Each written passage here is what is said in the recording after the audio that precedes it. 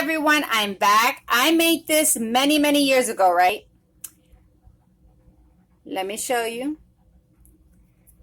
I made it for the keys to go here.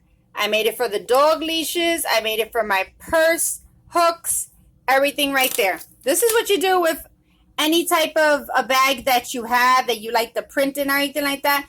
Well, I had a little bit of canvas of Louis Vuitton because the bag broke and everything like that. But this is many years ago. So I took it apart and I decided to create this. This is a DIY that you guys can do.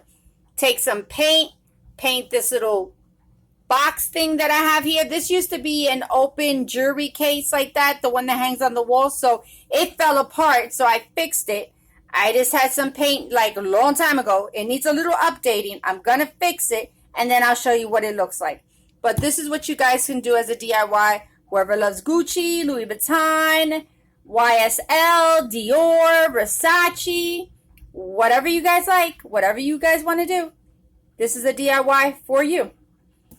So thank you for watching my channel. Thank you for subscribing to my channel. Thank you for subscribing to my YouTube as well. I'll see everyone later. Happy DIY.